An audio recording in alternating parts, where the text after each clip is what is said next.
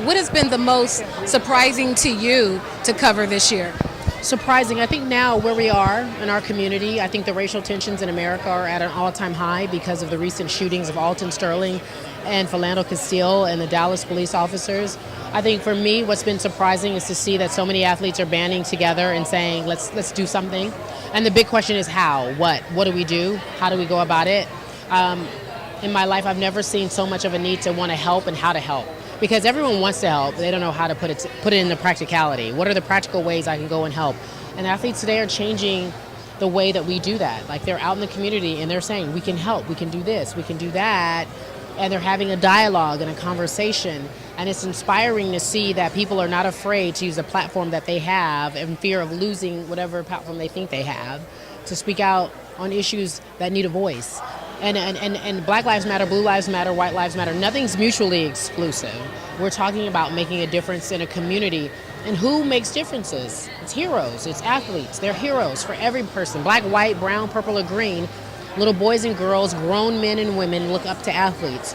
That's the one time where you can find people are unified. People are unified no matter what your color, no matter what your race is. You could be a fan of the Lakers or Clippers or the Bills or the Patriots. All fans are of all races and all backgrounds, and so we need to take that and use that platform for power. Why do you think that at this time, we've had too many of these incidents to count over the last few years with police brutality? Why do you think now that these issues have mobilized people in greater numbers that we've seen before?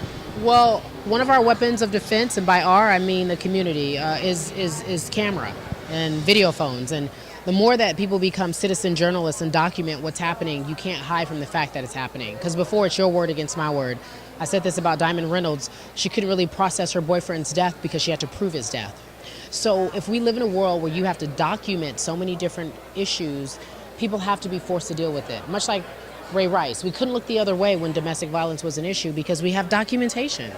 And so I feel like we are in a world now where we have the visual evidence, and so we have to address it. We can't close the door and say that's their issue. And I'm glad. So I'm comfortable with being uncomfortable and having these uncomfortable conversations. And lastly, for those who are watching, how would you best advise them to mobilize themselves, become involved, become vigilant, and to be more mindful and cautious of what's going on around them? I think the first step is dialogue. I think everyone should talk. And I mean, not just talk to your friends, because we can all agree, but talk to people who don't agree with you. But go in there with an open mind. I say listen, ask questions, listen.